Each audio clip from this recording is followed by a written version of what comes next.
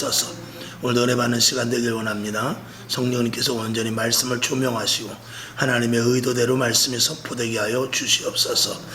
모두 은혜 받는 시간 되길 원하옵고 살아계신 예수님의 이름으로 기도하옵나이다. 아멘. 할렐루야. 네, 반갑습니다.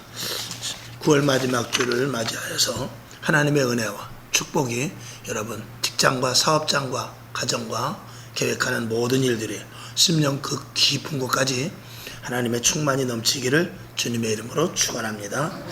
아멘. 오늘 바울과 실라가 옥에 갇혀서 그리고 결국은 그가 옥터가 흔들리고 옥문이 열리고 사슬이 풀어지고 그랬을 때 간수가 회개되는 놀라운 일이 오늘 일어나게 됩니다. 믿음의 선배들과 우리들의 차이를 한번 찾아본다면 사실 우리들은 믿음의 선배들보다도 더 기도할 때도 있습니다. 성경에 있는 믿음의 선배들보다 더 깊은 기도와 또 그리고 그들보다 더 많이 눈물을 흘릴 때도 있죠. 또 그들보다 더 깊은 묵상을 할 때도 우리가 분명히 있습니다. 그런데 그럼에도 불구하고 그들과 우리의 틀린 점은 뭐냐? 그들은 고난 가운데서도 절대 하나님을 변치 않았다는 것입니다. 믿음을 변치 않았다는 것이죠. 환경과 조건에 따라서 변덕이 심한 우리들과는 다르게 그들은 환경과 조건이 문제가 아니라 오직 하나님만을 바라보는 그 패턴이 똑같았다는 것입니다. 그러니까 옥에 갇혀 있든지 평안한 자리에 있든지 산에 있든지 바다에 있든지 풍랑이 일든지 폭풍우가 몰아치든지 간에 믿음이 똑같았다는 것입니다. 우리는 환경에 따라 믿음이 많이 요동치죠. 그것이 바로 믿음의 선배들과 우리들과의 많은 차이가 있습니다. 그 차이가 얼마만큼 있느냐에 따라서 우리가 더 믿음의 선배들과 그 간격이 좁아지기도 하고 그렇게 기도함에도 불구하고 그렇게 간절히 부르짖음에도 불구하고 또 그렇게 우리가 깊은 묵상을 통해서 말씀을 정말 기가 막히게 깨달음에도 불구하고 믿음의 선배들과 차이는 바로 그런 부분에 있는 것입니다. 여러분 고난을 이기길 바랍니다. 고난 속에서도 믿음을 절대 변개시키지 않기를 주님의 이름으로 축원합니다. 바울과 실라 오늘 이 두 사람은 빌립보에서 복음을 전하다가 옥에 갇혔습니다. 근데 그곳에서 찬양을 하죠. 우리는 옥에 갇혀버리면 하나님 복음을 전하다가 내가 이게 웬일입니까? 하고 원망을 할 수 있을 것입니다. 우리가 복음을 전하면서 좋은 일이 생기고 자녀들이 잘되고 직장과 사업장이 융성하고 그러면 내가 복음을 전했기 때문에 하나님이 복 주시는구나 이렇게 생각하면서 열심히 복음을 잘 전할 수도 있을 것입니다. 그런데 우리에게 어려운 일, 브레이크가 걸리는 일이 생겼을 때 과연 그때도 끝까지 똑같은 그 감도가 그 농도가 희석되지 않는 그 믿음을 가지고 그대로 우리가 신앙생활을 할 수 있느냐, 이거는 좀 다른 문제가 될 수 있기 때문에 오늘 말씀을 올리는 것이죠. 우리가 여러분이 아시는 대로 요셉을 보았을 때 그는 옥중에 갇혔지만 성경은 뭐라고 했냐면 그가 형통했다고 그랬어요. 옥에 갇혔으면 옥에 갇힌 게 무슨 형통입니까? 근데 옥에 갇혔는데도 그는 형통했다고 그랬어요. 왜 그렇습니까? 그 요셉의 마음이 하나님을 불평하는 마음이 없었기 때문에 그래요. 그대로 받아들였다는 것이죠. 그 자리에서 하나님의 뜻을 알고 역시 바울과 실라와 마찬가지로 그 안에서 아마 찬양을 했을지도 모르겠습니다. 그런 신앙을 과연 우리도 가질 수 있을까? 그러나 그런 신앙을 가져야만 믿음의 선배들과 같은 레벨에서 하나님 앞에 상급을 받을 수 있다는 것을 먼저 말씀을 드리는 것이죠. 다니엘의 세 친구들도 그들이 사자굴에 들어갔고 그 다음에 불 속에 들어갔지만 그들의 믿음은 절대 요동하지 않았습니다. 그래서 그리 아니하실지라도의 신앙이 생겨난 것 아니겠습니까? 하나님이 그 불 속에서 나를 구원해내지 않는다 할지라도 하나님께서 그 사자굴 속에서 나를 구원하지 않고 사자에게는 잡혀먹는다 할지라도 그리 아니하실지라도 나는 결단코 우상에게 절할 수 없다는 것입니다. 이 믿음이 우리에게 있느냐에 따라서 믿음의 선배들과 우리와의 차이점인 것입니다. 여러분 우리가 평안하게 이렇게 앉아있을 때는 신앙생활 잘할 수 있습니다. 근데 정말 집에 엄청나게 어려운 일이 생기고 직장에 정말 치명적인 일이 생기고 내 육신에 절망적인 일이 생겼을 때도 똑같이 이렇게 하나님 앞에 감사 찬양을 올릴 수 있는가? 이건 우리에게 물음표를 찍을 수밖에 없지 않습니까? 그러나 여러분, 그 신앙까지 가야만 그때부터 하나님이 일하기 시작합니다. 왜? 하나님이 그때 쓰시고 하나님의 크고 비밀한 일들을 우리들을 통해서 하실 수가 있는 것입니다. 여러분이 거기까지 다 올라갈 수 있기를 주님의 이름으로 축원합니다. 물론 쉬운 일 같지만 어렵습니다. 그러나 그 어려운 일을 하나님께서는 우리들에게 말씀하십니다. 내가 너와 함께 하리라. 그리고 성령님을 보내주셔서 우리에게 힘이 되게 하시고 능히 이길 수 있도록 강력한 병기로 삼아 주신다는 사실을 우리에게는 분명히 알아야 되죠.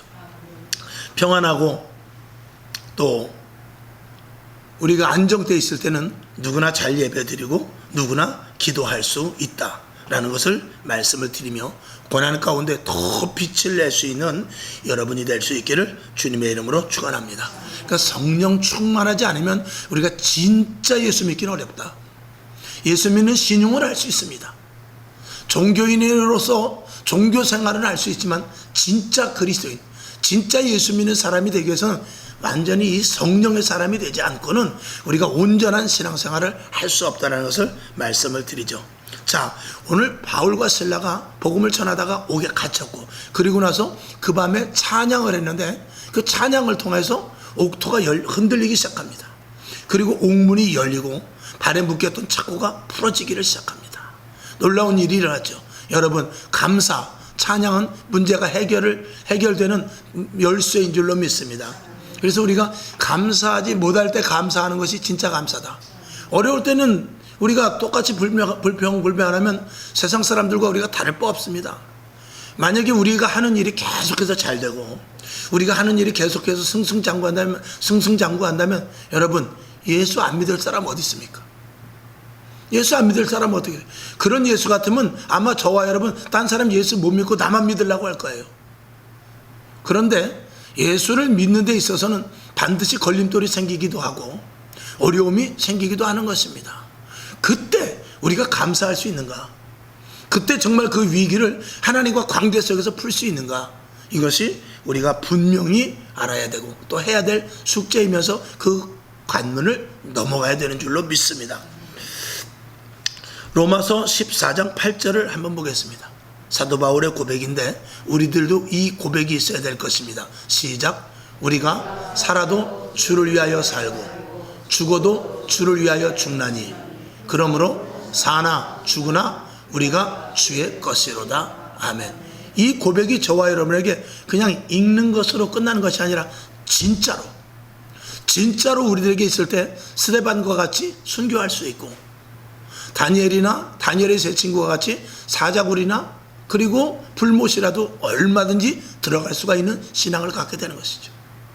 로마 시대 때 원형 경기자에서 죽었던 사람들, 그 사람들은 이게 외형적으로 볼 때는 응답을 받지 못했습니다. 왜? 사자에게 뜯겨져 죽고 말았어요. 그리고 검투사와 싸워서 그냥 잔인하게 죽고 맙니다. 화형을 당하는데 소나기가 내려서 불이 꺼지는 것이 아니라 그냥 화형을 당해버리고 말아요. 외적으로 볼 때는 얼마나 큰 실패인지 모릅니다. 그러나 그것을 감당할 수 있는 믿음이 우리들에게 있기를 바라는 것이죠. 그런 일들을 통해서 그게 실패인 것 같았음에도 불구하고 그 무시무시했던 로마가 기독교 국가가 되는 미랄이 되었던 것입니다. 저와 여러분, 내가 죽는 것이 문제가 아니라 그것이 하나님의 뜻이라면 기꺼이 죽을 수 있는 데까지 가는 것, 이것이 진짜 믿음이다라고 말씀을 드리는 것이죠. 그 사도 바울이 이런 고백을 할 수 있었던 것은 하나님의 은혜를 바로 알았기 때문에 그렇습니다. 여러분, 은혜가 얼마만큼 있느냐, 얼마만큼 우리가 받은 은혜가 크냐, 그리고 얼마만큼 그 사람이 은혜의 사람이냐에 따라서 믿음과 절대적으로 비례될 수밖에 없는 것이죠. 여러분, 신앙이 떨어지는 것은 무엇입니까? 은혜가 떨어졌기 때문에 그렇습니다. 은혜가 떨어지면 신앙이, 믿음이 떨어질 수밖에 없습니다. 그러니까 은혜가 떨어지면 신앙이 떨어지고 믿음도 떨어지고, 그리고 은혜가 떨어지면 자연적으로 무엇이 떨어집니까? 감사가 그치게 되는 것입니다. 은혜가 떨어질 때 불평과 불만이 생기고 오해와 게으름까지 생기게 됩니다. 여러분, 은혜를 계속해서 채울 수 있기를 주님의 이름으로 축원합니다. 은혜가 떨어지면 큰일 나는 것입니다. 오늘 감옥에서 바울과 실라가 찬미했고, 그리고 그 찬미하는 그 놀라운 일들 속에서 할 수 없는 일을 했기에 하나님께서는 할 수 없는 일을 해 주십니다. 아멘. 우리가 할 수 없는 일을 해야 하나님이 우리가 할 수 없는 일을 해 주십니다. 아멘. 오늘 아침에 매일 양식에 나간 대로 기도하는 사람은 죄를 이길 수 있습니다. 그러나 죄는 기도를 방해하게 합니다. 그러니까 기도하면은 우리가 죄에 대하여서 이겨낼 수 있지만 죄에 속해 되면 기도가 그쳐지게 되는 것이죠. 이건 굉장히 우리에게 중요한 말씀입니다. 우리가 기도가 끊어지지 않고, 즉 은혜가 끊어지지 않을 때 우리는 하나님께서 하시는 놀라운 일들을 발견할 수 있다. 불평과 불만 속에서는 절대로 하나님이 일하실 수가 없다라는 것을 말씀을 드리죠. 그래서 감사하고 찬양을 했더니 뜻하지 않은 일이 일어납니다. 옥토가 흔들리면서 지진이 일어났고, 그리고 옥문이 열려지는 놀라운 역사가 일어났죠. 발에 묶였던, 손에 묶였던 사슬이 풀어지게 됩니다. 우리는 대개 그랬을 때 그 옥을 나가면 됩니다. 응답으로 알고. 근데 사도 바울과 실라는 그렇지 않았습니다. 거기에서 하나님께 강하게, 오늘 설교 말씀 제목과 마찬가지로 하나님께 강하게 붙잡힌 바 되어서 그 옥에서, 야 이제는 옥에서 나가면 되겠구나, 이건 하나님의 응답이다. 저와 여러분 같으면은 옥문이 열려버리고 사슬이 풀려버리고 막 지진이 나면은 하나님 감사합니다. 우리에게 이렇게 내가 하나님을 찬양하고 찬미했더니 하나님 응답 주셔서 감사합니다. 그리고 그 옥문을 유유히 빠져나가면서 하나님께 영광을 올렸을 것입니다. 근데 바울과 실라는 그렇지 않았습니다. 여러분이 오늘 성경 보신 대로 오히려 거기서 나가지 못하고, 여러분 거기서 나가고자 하는 그 마음이 얼마나 많았겠습니까? 하나님의 응답이 분명했고요. 근데 그는 나가지 못합니다. 왜 나가지 못했나요? 그거는 하나님 앞에 붙잡혀 있기 때문에 못 나간 것입니다. 여러분, 하나님 앞에 붙잡힌 사람은 어떤 환경과 어떤 조건 속에서도 하나님의 의도와 하나님의 뜻대로만 움직이지 내 생각과 내 계획대로 움직일 수 없는 그런 모습이 되어버리고 맙니다. 여러분, 저와 주의 종은 하나님 앞에 온전히 붙잡혀야 됩니다. 그래서 이 주의 종이 변덕 부리면 큰일 납니다. 어떤 때는 내 생각대로 설교하고, 어떤 때는 하나님의 말씀대로 설교하고, 만약에 이러면 큰일 나죠. 여러분도 마찬가지입니다. 여러분이 만약에 응답을 받았다고 칩시다. 어떤 큰 응답을 받았을 때 그 응답 이후에가 중요합니다. 오늘 바울과 실라는 이 나름대로 옥토가 흔들리면서 이 옥문이 열려지는, 그리고 사슬이 풀려지는 일들 속에서 그는 응답을 받은 것입니다. 그런데 응답 이후가 중요합니다. 응답 이후에도 하나님 앞에 끝까지 붙잡힌 바 된 사람이, 이 사람이 진짜 하나님의 사람인 것입니다. 대개 보면은요, 우리가 기도를 하다가 자녀들을 위해서 기도합니다. 하나님, 우리 자녀들이 대학에 좋은 데 가게 해주십시오. 그리고 대학을 가게 되면은 그 다음에 기도를 멈춥니다. 우리나라에, 좀 죄송합니다, 제가 단편적으로만 이야기하죠. 다 그런 건 아닙니다. 대개 고등학교 때까지는요 밤 12시까지 기도해요. 근데 이 학생들이 대학교만 가면 어디로 가냐? 그때부터는 술판으로 나가게 됩니다. 우리나라 대학교에 이게 가장 큰 문제입니다. 대학교 되면 모든 것이 완성된 줄 알고 사실은 거기서부터 인생의 첫 시작이거든요. 그런데 대학 때 거의 다 망가집니다. 기숙사에서 망가지고, 홍대 앞 놀이터에서 망가지고, 다는 아닙니다. 물론 일부를 말하고 있는 것입니다. 그런 좋지 않은 그 문화, 대학 문화 때문에 공부 잘하고 열심히 하는 아이들까지 망가지는 경우를 우리는 왕왕 보게 됩니다. 여러분, 대학생들 축제 가봅시다. 그 대학생들 축제는요, 고요하고 그리고 멋들어지고 고상하고 그런 축제 없습니다. 다 대학생들이 벌거벗고 나와서 춤추는 축제밖에 없어요. 그리고 술 먹고 술 파티로 끝납니다. 다라고는 제가 말씀드리지 않습니다. 거의 그래요. 그게 무슨 대학생들, 그래도 앞으로 대한민국을 짊어져 나갈 대학생들, 정말 가장 중요한 시기에 그런 일들을 하는 말이죠.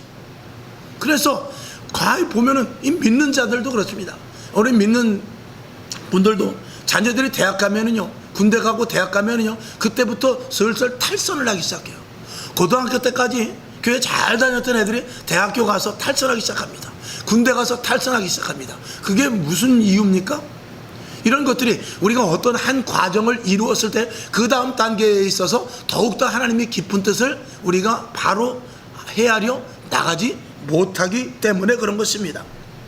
문제가 해결되면은 대개는 그때부터는 문제가 해결될 때까지는 주여 하나님 뜻대로 하시옵시고 하나님 이 문제를 해결해 주시옵소서, 그리고 전폭적으로 하나님께 맡기는데, 문제가 해결되면 그때부터는 모든 일들을 내가 주도적으로 해나갑니다. 이게 문제인 것이죠. 여러분, 사도 바울과 이 실라는 문제가 해결이 되었어요. 옥문이 열려버렸습니다. 활짝. 근데 그때부터 하나님의 의도, 하나님의 뜻을 따르기로 시작하는 그런 하나님 앞에 온전히 붙잡힌 사람이었다는 것을 오늘 말씀을 드리는 것입니다. 요셉은 총리가 되었지만 총리로 만족하지 않았어요. 총리가 됐지만 총리가 되어서 그 나라를, 예굽이라는 나라를 7년 풍년 7년 흉년을 얼마나 잘 치리했는지 모릅니다. 근데 그의 목적은 그것이 아닙니다. 그때부터 하나님의 일을 시작하기 시작했어요. 그래서 형들을 불러오고 자기 아버지를 불러와서 형들에게 오해를 풀고, 당신들이 나를 판 것에 대하여서 두려워하지 마시오, 이건 하나님의 철저한 계획 속에 이루어진 일입니다 하면서 아버지와 형들을 안돈시키게 됩니다. 그게 어디서부터 이루어집니까? 하나님 앞에 요셉이 온전히 붙잡힌 사람이었기 때문에 그런 거예요. 그렇지 않으면 내가 이제 하나님 감사합니다, 내가 하나님을 믿고 끝까지 견뎠더니 총리가 되었군요, 감사합니다, 그리고 그때부터는 자기 의도대로 신앙생활을 하게 되죠. 그랬던 사람이 사울왕입니다. 사울왕이 왕이 되기 전까지는 얼마나 하나님 앞에 순종하고 겸손한 사람이었습니다. 근데 왕이 되니까 그때부터는 자기 뜻을 펼쳐나가기 시작하죠. 여러분, 우리가 하나님 앞에 기도하여 응답받고 난 이후가 더 중요한 것입니다. 은혜 받고 난 이유가 더 중요한 것입니다. 작정기도 이후에가 중요합니다. 금식 이후에가 중요합니다. 이 예배드리고 은혜 받을수록 더 은혜 받은 예배가 지날수록 더 우리는 조심을 해야 됩니다. 그때부터 시작이고 그때부터 내가 하나님의 뜻이 무엇인지를 잘 알아야 되는 것이죠. 손양원 목사님은 자기 아들이 공산당에 의해서 죽어버렸잖아요. 근데 그때부터 하나님의 일이 시작된 거예요. 그때부터 자기 아들이 죽었으니 얼마나 속이 상했고, 정말 내가 목사인데 주의 일을 감당하는데 왜 내 아들이 공산당에 죽냐. 그런데 그때부터 하나님 앞에 붙잡힌 바 되어 그때부터 일을 하기 시작하여 자기를 죽인 그 공산당 그 공산당원을 자기 양아들로 삼게 되죠. 누가 하는 일입니까? 하나님 앞에 붙잡힌 바 된 사람만이 할 수 있는 일입니다. 여러분, 그렇게 할 수 있습니까? 여러분이 만약에 오늘 로또를 받았다, 로또를 맞았다, 그래가지고 한 20억 원을 내 손 안에 들었다, 그러면 지금부터 신앙생활은 아마도 하나님의 뜻보다는 여러분이 하고 싶은 대로 할 것입니다. 목사의 말이 그때부터는 아마 들리지 않을 것입니다. 죄송합니다. 여러분을 함부로 그렇게 제가 판단해서 미안하지만 그럴 가능성이 농후합니다. 왜 그렇죠? 그게 인간의 본연의 심리입니다. 영화 콜링을 보게 되면은, 여러분 지난 한 2, 3년 전에 한번 우리 교회에서 봤어요. 영화 콜링, 그 유튜브에 검색해보면 콜링 나와요. 영화 콜링을 보게 되면은 그는 정말 볼만합니다. 콜링을 보게 되면 그 자동차 판매원으로 하는 사람이 정말 너무나 얼마나 순박하게 하는지, 다른 사람들은 조금씩 거짓말도 해가면서 파는데 이 사람은 너무 순진하게 하니까 팔지를 못하는 거예요. 한 대도 못 팔아. 한 달 동안 남들은 20대 30대 파는데 한 대 팔기도 하고 못 팔기도 하고. 그러니까 맨날 위서부터 쫑코가 나오죠. 근데 그 소문이 알려지면서 정직하고 신실한 판매왕이다, 판매자다 라는 그런 닉네임이 딱 붙어서 방송에 나가기 시작하는데, 그때부터 그 사람에게 그 중고 자동차 매매를 하려고 하는 사람들이 얼마나 많이 밀려오는지 자동차 판매왕이 돼버립니다. 그는 응답을 받은 것이죠. 근데 그때 그것을 다 내려놓고 아프리카로 선교를 하러 갑니다. 이게 하나님의 사람이에요. 여러분, 이런 신앙은 세상이 감당할 수 없는 신앙입니다. 이런 신앙을 저와 여러분을 가질 수 있습니까? 하나님은 그때부터 일하기 시작하는 거예요. 근데 우리는 그 이전에 이게 일이 완성됐다고 생각하고 내가 하나님의 뜻을 이루려고 하는 그 시작부터 우리는 내가 하기 시작합니다. 이게 문제죠. 신앙은 좋은 일을 찾아가는 것이 아니라 하나님이 원하는 일을 찾아가는 것입니다. 열심히 하는 것이 아니라 바르게 하는 것입니다. 이게 우리에게 있어서 굉장히 중요하죠. 그런데 그런 일을 하기 위해서는 반드시 하나님 앞에 붙잡혀야 됩니다. 하나님 앞에 붙잡히지 않고는 언제든지 내 생각, 내 계획, 내게 주어진 환경을 따라갈 수밖에 없는 것입니다. 이 바울과 실라는 옥문을 열고 바로 나갈 수 있었지만 하나님 앞에 온전히 붙잡혀 그때부터 하나님께서 하시고자 하는 일을 시작하게 됩니다. 자기를 묶어두었던, 자기를 지키고 있었던 그 간수를 구원해내는 놀라운 역사가 일어납니다. 옥문이 열려서 죄수들이 다 도망갑니다. 죄수들이 다 도망간 줄 알고 그 옥문을 지키던 그 간수가 자결을 하려고 합니다. 죄수를 놓쳤으니 그 당시 사형을 당하니까 자결하라고 할 때 바울과 실라가 큰 소리를 부릅니다. 우리가 여기 있느니라. 그랬을 때 그가 감동이 되어 어떻게 그럴 수가 있습니까? 나도 예수를 믿고 싶습니다 하고 그 간수가 예수를 믿게 되는 놀라운 일이 일어나게 되죠. 그 간수 하나를 하나님께서 구원하시기 위하여 바울과 실라가 거기 들어갔다고 해도 과언이 아닌 것입니다. 여러분, 내가 고난 가운데 있지만 내가 하나님의 미랄이 되어서 땅에 썩어져 죽을 때 다른 사람을 살릴 수 있다는 것을 우리는 알아야 됩니다. 하나님은 언제든지 내가 고난 가운데 있든지 좋은 가운데 있든지 하나님의 일이 언제든지 지금부터 시작이라는 사실을 우리는 분명히 알아야 되는 것입니다. 우리는 편하고 좋은 일이 되면 응답인 줄 압니다. 그리고 옥에 갇히고 고난이 당하면 이건 응답이 아니고 하나님께서 이거는 내가 잘못을 했든지 하나님께서 뭔가 이거는 잘못된 것이다 라는 것으로 생각하기 쉬우나, 우리는 편하고 좋은 일을 따라가는 것이 아니라 하나님이 기뻐하시는 일이 무엇인지를 알아야 되죠. 요즘 젊은이들이 너무나 편한 것을 좋아합니다. 조금만 힘든 일, 요즘 젊은이들이 너무 힘이 없어요. 쌀 20kg, 한 40kg짜리 이런 부대 같은 거 잘 들지도 못하더라고요. 점점 머리는 커지는데 힘이 하나도 없습니다. 힘은 써야 생기는 것이거든요. 그 편한 것만 좋아하다 보니까 비트코인 같은 거, 주식 같은 거, 요즘 영끌이라는 단어가 뉴스에서 많이 나옵니다. 영혼을 팔아가지고 대출을 끈다는 게 그게 영끌이더구만요.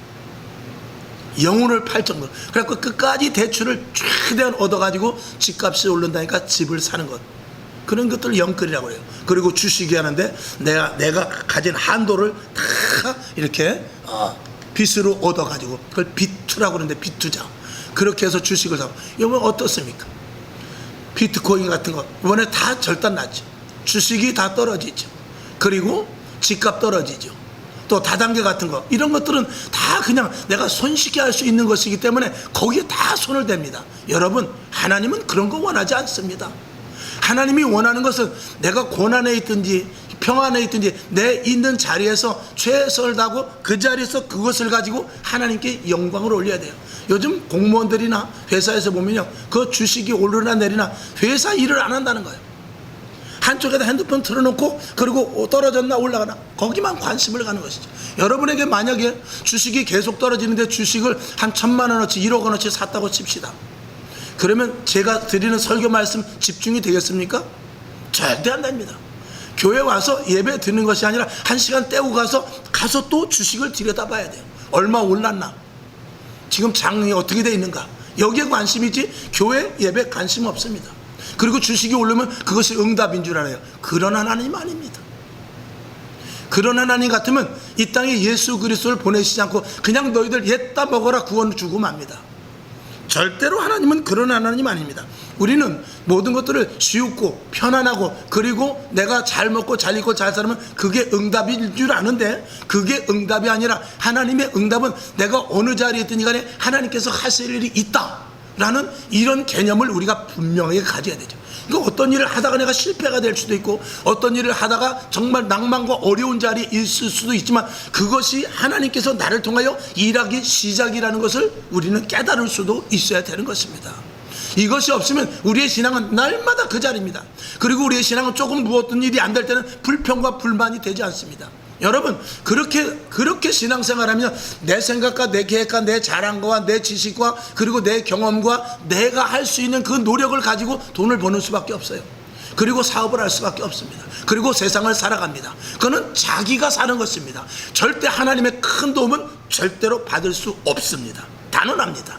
하나님은 그런 사람을 쓰실 수도 없고 쓰지도 않고 그런 돈은 받지도 않습니다. 하나님이 어떤 분입니다. 하나님은 부자요, 은도 내 것이요 금도 내 것이라고 그랬어요.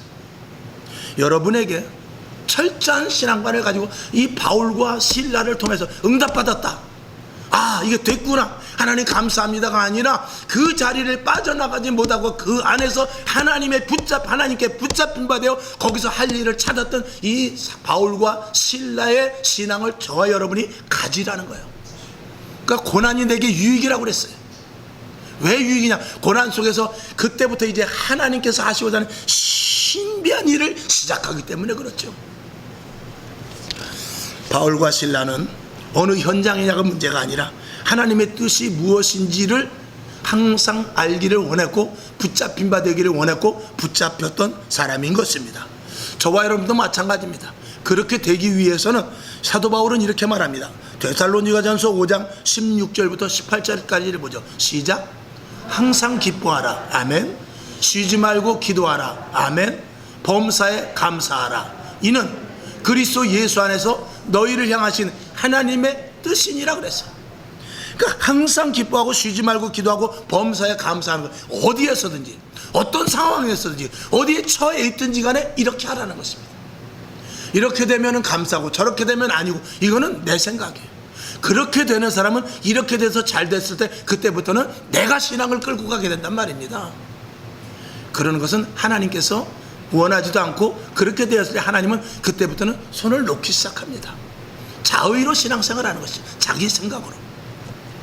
그건 종교인이라고 말합니다. 저는 종교인을 원하지 않습니다. 그리스도인을 원합니다. 저도 마찬가지입니다. 종교인, 종교 목사가 되고 싶지 않습니다. 오직 그리스도인, 기독교, 오직 하나님의 정말 사도 바울 같은 그런 목사가 되길 원하는 것이죠.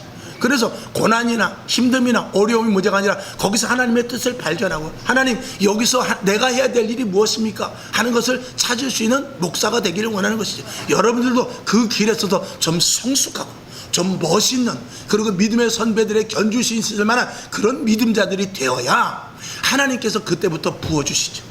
그때부터 은혜 주시죠. 그때부터 은사 주시죠. 그때부터 하나님이 어떤 분인지, 진짜 하나님이 나와의 어떤 관계인지 그때부터 영적인 세계를 알아가기 시작하는 것입니다. 그러니 지금도 얼마나 껍데기가 많습니까? 지금도 얼마나 교회 나오는 목적이 도대체 무엇입니까? 하나님을 믿는 목적이 무엇인지, 하나님의 의도와 전혀 다르게 가는, 너는 나대로 나는 나대로 하나님의 의도와 전혀 다르게 신앙생활하는 사람들이, 그런 목회자들이 얼마나 많고 그런 교회가 얼마나 많은가를 생각할 때 답답하지 않을 수가 없는 겁니다. 저와 여러분, 이 시대 꼭 할 일이 있습니다. 자, 코로나가 끝났습니다. 응답이라고 생각하고 우리가 들로산으로, 이번에도 또 우리 지방에서 또 놀러 간다고 그러더라고요. 그래서 안 놀러 가는 것도, 그래도 저 제주도 그런 데로 갈래다가 하도 이제 많은 사람들이 지금 그럴 때가 아니다라는 그래도 목사님들이 계셔서 그냥 하루 당일치기로 가까운 데 갔다 오기로 했어요. 너무나 감사한 일이죠. 이렇게 응답을 하고 이제 들로산으로 갈 게 아니라, 이제 기도를 쉴 때가 아니라, 이제 코로나가 풀렸을 때 이제는 더 코로나 때보다 더 기도해야 돼요. 더 엎드려야 되고요. 더 말씀에 집중해야 되고, 안 나오던 예배도 나와야 되고요. 안 하던 기도도 해야 되고요. 안 엎드리던 그 엎드림도 더 우리에게 있어야 되는 것입니다.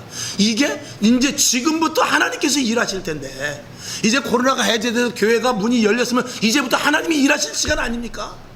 이제부터 하나님이 일하실 시간인데, 이제 우리가 기도를 놓고 예배를 안일하게 드리고 하나님의 뜻보다도 이제 우리가 해야 될 일을 우리가 찾는다면 안 된단 말입니다.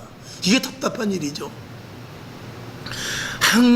항상 긴장된 상태, 항상 하나님께서 나를 통하여 무엇을 하실 것인가에 대한 기대감, 그리고 항상 하나님께서 나를 붙잡아 어디로 이끌고 가실 것인가에 대한 주님 앞에 준비된 자, 이것이 우리에게 필요한 것입니다.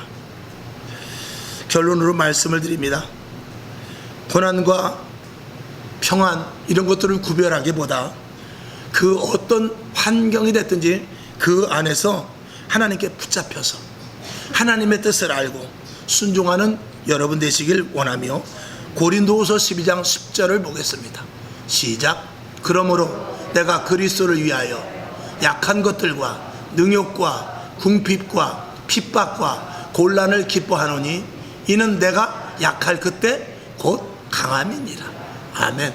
오히려 약할 때 그때 더 주님을 의지했던, 고난 가운데 있을 때 하나님의 뜻을 발견하기를 원했던 그 사도 바울 같은 믿음이 여러분에게 있기를 원하며, 우리를 통한, 저와 여러분을 통한 하나님의 뜻이 이제부터 있는 것입니다. 이제 코로나가 해제되어서 마음껏 예배드리는, 이제 한 몇 달 됐죠. 이제는 우리가 해야 될 일이 있다라는, 이제는 초집중, 하나님께 집중하고 말씀에 집중하고, 이제는 다른 것 하면 안 됩니다. 하나님의 뜻이 무엇인지만 집중하여 우리가 알아 기도하고 최선을 다하는 여러분 될 수 있기를 부탁드리며, 이번에 우리 이경호 권사님께서 집중하여 한 달 동안 3시간 작정 기도를 했습니다. 너무나도 절묘할 때 잘했다라고 생각합니다. 그래야 되는 것입니다. 그래야 하나님께서 무슨 일을 좀 하셔도 하지, 누구를 붙잡고 일하겠습니까? 누구와 일하겠어요? 여러분, 정말 이건 자랑으로 말씀드리는 것이 아니라 그런 마음, 그런 생각, 그런 정신을 가지고 우리가 신앙생활을 한다면 하나님이 왜 일하시지 않겠습니까? 누구와 일하겠습니까? 오늘 말씀에 여러분에게 깊은 감동과 은혜와 그리고 깨달음이 있기를 주님의 이름으로 축원합니다. 기도하겠습니다. 하나님 아버지, 우리가 이제부터 해야 될 일이 있음을 깨닫게 하시고, 코로나가 해제되어서 이제 마음껏 예배드린 지가 몇 달 되었습니다. 우리가 코로나 이전으로 돌아가면 절대로 안 됩니다. 우린 지금부터 이제 가장 밑바닥에서 시작한다 생각하고 새로 모든 것들을 구축해야 됩니다. 하나님 아버지, 새롭게 시작하여 더 금식하고 더 기도하고 더 말씀 보며 더 교회에 집중하고 하나님의 뜻이 무엇인지 아는 믿음의 자녀들 되게 하여 주시옵소서. 예수님의 이름으로 축원하고 기도합나이다. 아멘.